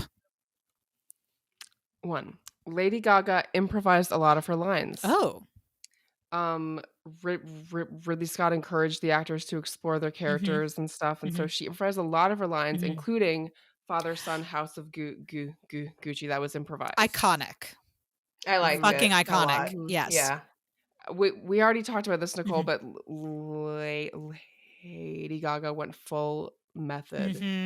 Kept the Talked in that accent for 9 Yeah. months. I did read that. We didn't talk about the accents, but I thought they were pretty good, except for Paolo, who was Except for absurd. Jeremy Irons. Oh, you Like, didn't think Jeremy Irons was good? No. He was like an Englishman who was half-heartedly attempting to be Italian. I guess I completely forgot about him. But Adam and Lady Gaga, I thought were great, and then of course Oh, yeah. Al Pacino. Like. Right. I actually didn't think Paolo's accent was too terrible. I didn't think that was. I think the accent that really stood out to me was Jeremy Okay, Irons. that's Because I fair. felt like halfway through his lines, he wasn't even trying anymore. I was like, my He's God. like, I'm a distinguished actor. I don't have to put up with this shit. He was like, I'm Jeremy Irons. Okay, you get Caesar's pizza level of Italian accent, and you're gonna have to deal with it. Like that's all you're getting. Yeah, Sarah. Next trivia bit. Lady Gaga specifically refused to see Patrizia Reggiani. So Patrizia Reggiani was out of prison, was available, wanted to be talked Only did to, 16 years, by the way. and Lady Gaga didn't talk to her. Good for her. Fuck that Good bitch. for her, yeah. Fuck that bitch. Yeah, and she was Yeah. really mad about it too. In interview with Good Morning America, Lady Gaga revealed that she didn't want to condone what the Black Widow did. She felt the real Patrizia wanted to glorify what she'd done, and Lady Gaga didn't want to add any more fuel to that fire. That makes sense. Yeah, I had read a couple quotes that she had said about Maurizio's death, Patrizia. She said, like, one of the things she said was, after at his funeral, they asked her how she felt, and she said, "As a human, on a human level, I feel sad, but on a personal level, I can't say that I feel sad." That's That's sociopath fucking behavior. crazy shit. Yeah, that's crazy. At That's this crazy man's town. funeral. Yeah, that's Girl, yeah. lie better. Lie better than that. Yeah. There's not a lot of Gucci worn in the movie. Oh, okay. Well, that belt, they showed it to us like 1,000 times. Yeah. I actually love that I belt, thought though. that belt was amazing. Patrizia preferred Yves Saint Laurent, Mhm. while Maurizio preferred Savile Row, and Aldo Gucci was fond of Zenga. So that's funny. They didn't wear Interesting. their own Gucci. Huh. Okay. I get it. Like, I don't know. If I had a clothing brand, I feel like wouldn't it be a little weird walking It's around like in your own clothes all the time? it's like you're in a band, but you're wearing your band's t-shirt. Yeah, it's like you're wearing your own band's merch. Like, that's like, Ooh, okay. yeah, you're trying too hard. Yeah. Okay, the last bit of trivia I'll give you. Jeremy Irons thought Rodolfo Gucci was a terrible actor.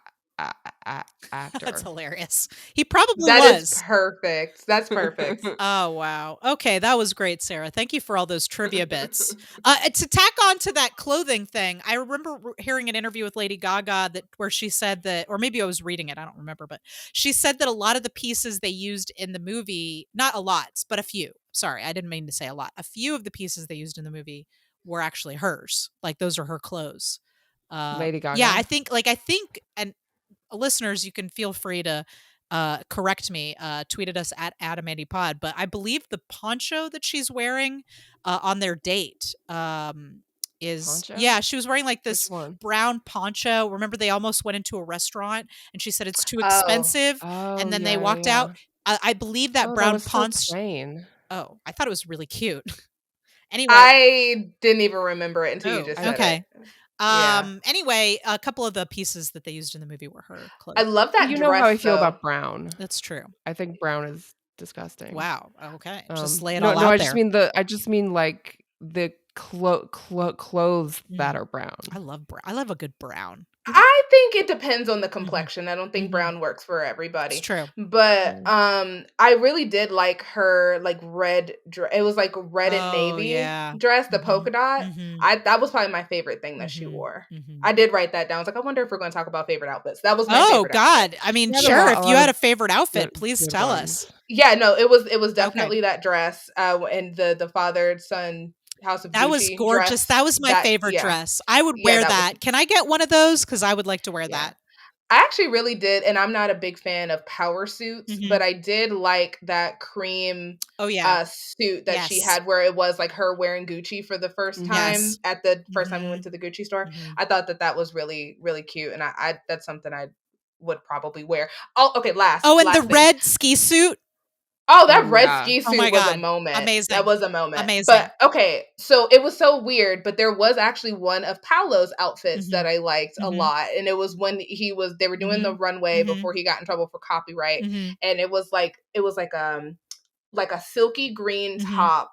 And I think it was actually brown pants. But it was almost like the what do you call those? The paper bag ones where it's like it's kind of loose around the waist area and you have to like tie it. Yeah, so it was that and then like a green silk top. And I was like, I didn't hate Paolo's clothes, but I guess you can't consider me high fashion, but me either. I found a picture of Patrizia in a dress that Gaga wore, which was the white dress with the pearl stuff, like the halter. Yeah.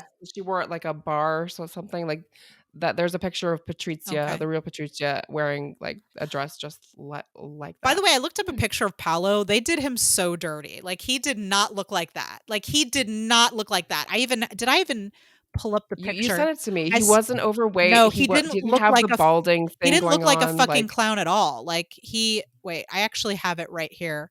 Let me just share it with you guys. He did not look like a fucking clown. Well, I don't This know if you is guys this is heard. this is Oh, this is and I'll make it a little smaller because this isn't oh, a he did great. have the He bald was thing he going had the on. balding, bald but he thing. doesn't. It wasn't like that. It Yeah, was like he curly he hair. wasn't overweight like in any of the pictures I saw. Anyway, he didn't dress like a weird newsboy. But anyway, I thought it was I just felt like when I saw pictures of him, I was like, ooh, wow. I think it was I think it was Aldo's granddaughter. Mm-hmm. She like the real Mm-hmm. granddaughter. She mentioned Mm-hmm. that she really hated the portrayal of Paolo And and Aldo. Mm-hmm. Aldo because she felt that they made them really ugly And and that yeah, they weren't like she that. was like, And my it's grandfather's very handsome or whatever. Yeah, yeah, she's like she said he was tall, slim, and had blue eyes. like all Gucci And men, I believe is what she said. She was handsome like all Gucci men. yeah, and so she didn't really care for that. It was funny to me that she was saying that she didn't like the physical appearances Mm-hmm. of these people, but didn't really mention Didn't much about their comment on how personalities. they were Yeah. buffoons. Or how they were Yeah. portrayed. So Yeah. maybe that was accurate portrayals, Mhm. just not accurate appearances. Mhm. I don't know. Mhm. Oh, you look awesome. Come the fuck upstairs. Okay. But wait, I have to warn you about something. What? If you come up here, I'm gonna tie you to my bed and keep you for at least 3 days. I'm just in that kind of mood. I could go on and on about this movie for ages, but I guess we have to come to a stopping point. Listeners, I'm not going to spin the wheel now because we know what we're watching. We're watching Baking It. That's the Baking next. it. We're going to do like a Baking It megasode. I guess we're going to try to watch all the episodes Yeah. and just pick our favorite moments and talk about those. So we're going to round out season 2, Sarah. Season 2. Can you believe we've been keeping up with this bullshit for 2 seasons? Yes, I can. It's been keeping me alive. It's been fun. Oh, there is one thing I wanted to do. Sorry, before we go, I didn't want to skip out on the listener question. So we did have a listener question, for you and me and you, Sarah. The question is, since we both saw, so this is from Aaron. So this is one of our listeners, Aaron. Since we both saw all 3 of Adam's films this year, how would we rank them? So we have to rank them. Can we list them first? So the 3 you don't remember what movies he was in? Annette, No, Last I'm Duel. just saying. Oh, you're right. I'm sorry. For a Yeah. second there, I thought you were like, I don't remember what he was in. Annette, Last Duel, and House of Gucci. For I guess number 1 being the best performance, number 3. So it's 3 this year. Yes, Okay, yeah. Of the 3 Best movies, performance, and not necessarily best film, but best performance, I guess. Yeah, best performance. That's a tough one for me. I mean, the easy answer for number 1 for me is Annette, no question. Annette is the number 1. Then House of Gucci. You think House of Gucci? Then The Last Duel. Interesting. So you think The Last Duel? Okay. I to me, The Last Duel and House of Gucci, his performances were so both equally good to me. So it's really hard for me to rank those. I just thought like his Last Duel character was just more generic Okay, and more like that's this fair. is a typical bad guy. But like House of Gucci, he was a more interesting Mhm. kind of quirky, likable See, character. I'm gonna advocate for The Last Duel for a second because I actually think how charming he was in The Last Duel was very disarming to me. Like, because he could have been a very one-dimensional bad guy, which I know Adam doesn't ever do one-dimensional bad guys, so that's kind of his superpower. But I remember us talking about when we saw The Last Duel how like charming he was and like how he was almost likable even though he was a fucking monster.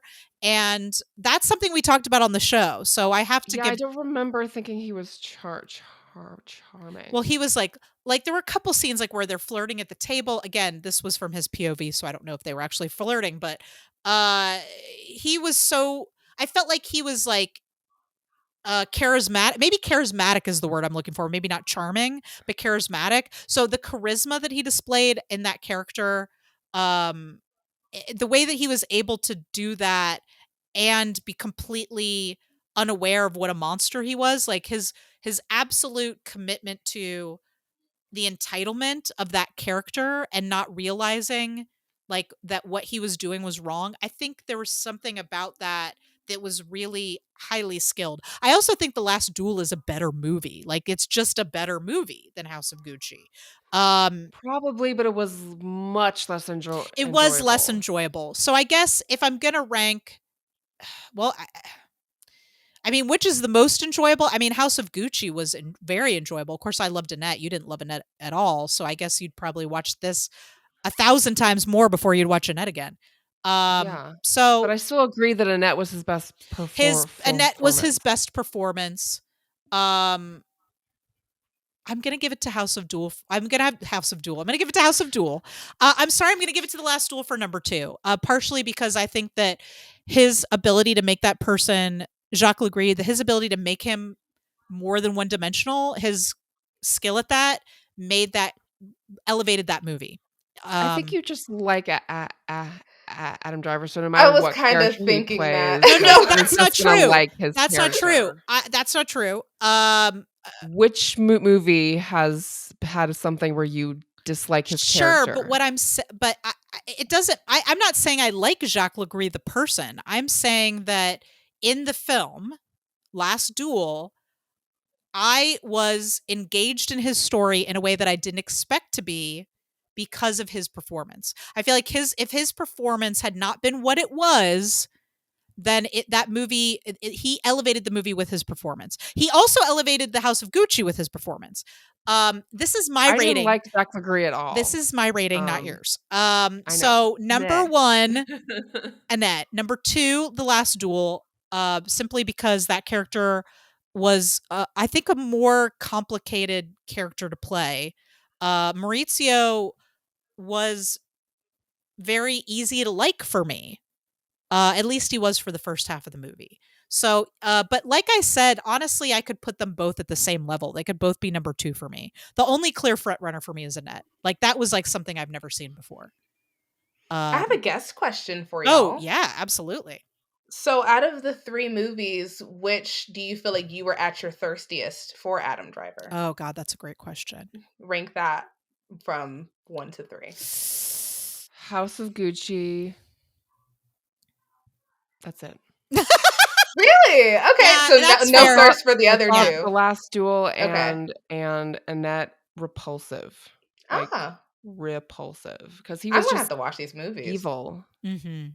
Sometimes I find tough, evil guys repulsive. Like, I find the cute, weird, quirky, kind of like doofy character that he played in the beginning of House of Gucci to be attractive. I get that. This is really hard for me. I want to say that this is about Adam Driver and not the character. Okay, this is a question about Adam. Are you asking me about the character? I'm asking about Adam Driver. Okay, yeah. Because I felt like he was super hot in The Last Duel. I'm sorry, he was. I super figured that's hot. where you were gonna go. He looked so hot. Sarah, when he takes his shirt off and you see his back muscles, are you fucking kidding me? That scene where you see his rippling back muscles. I think his beautiful Sarah, hair. I don't mean to speak for you, Sarah, but if I could just make an assumption, I think it's that you probably don't even notice all that physical stuff because his personality is so repellent to you. I'm a demisexual, and so I literally, if someone has a personality that is unattractive, I literally cannot see the physical. Like, the physical doesn't mean anything to me. And that's fair and valid. That's totally fair and valid. On the other hand, definitely, I am a hopeless trash can of a human being, and I am horny all the time. And so I will say truthfully that I think he was. Again, this is Adam Driver, the actor, not the character. I am not attracted to this character. I do not condone his actions. But Adam Driver, the actor, was hot as fuck in The Last Duel. And I stand on that, and I stand by it. And as then I'm gonna have to give it to number 2, House of Gucci, because he was so fucking charming and adorable. Yeah, his smiling he was so cute. Yeah, so cute and that's the fucking all of that, the pussy eating and all of that. But he was also very hot in Annette. He pranced around in a bathrobe for like a third of the movie and in Annette, and he was also beautiful in that, but also he turns into such a monster. Like, I understand he's a monster in The Last Duel also, but this is so He so also turns hard. into a bad guy in House of Gucci. He as does, well. but much less of a bad guy compared to the other Yeah. two. And it's still weird. It's kind of like I said, it didn't feel complete for Adam me, Driver so. was photographed like a Greek god in Annette. I mean, he was photographed like a Greek god. So I just like, it's really hard for me to choose between the three. So I can't rank. It's hard for me to rank them. So I guess if I had to pick one that rose above the rest, it would be The Last Duel. Again, as Adam Driver, the person, please don't come at me. That's what. Yeah, no. Not Jack my O'Gree. question. I'm talking about Adam Driver, the person, the actor, and his physical appearance in that movie. Yeah, to the listeners, I was specifically talking about Adam Driver. Yeah. Like, and where he was hottest. Like, I was spellbound by his beauty. Honestly. Anyway. Wow, that was a great question. Thank you for that. Yeah, of course. All right, listeners. I hope that you enjoyed our discussion on the House of Gucci. I feel like we had some controversial opinions potentially. So feel free to tweet at us at Adam and Andy Pod and tell us what you thought. Or of course you can find us on Instagram and Facebook at Adam and Andy Podcast. We'll see you next time for Baking It. Ray, it was so amazing to have you on the show. Great to have you. We'd love to have you Thank back you. on sometime if you would lots of like. good I will opinions come and back. ideas and thoughts. Yes, thank you. Oh, thank you. Of course. I can always be relied on to have an opinion. But yeah. So yeah, I would love to come back. You made this conversation so special, and we're definitely going to have you back on. Aw, y'all are sweet. All right, listeners. Well, that's it. That's it for us. Have a wonderful week and eat the rich. Yes, with gold. Eat that with a little gold foil on top. A little gold foil on there. Sprinkle it on there. Salt Bay that thing on there. I'm old. Salt Bay.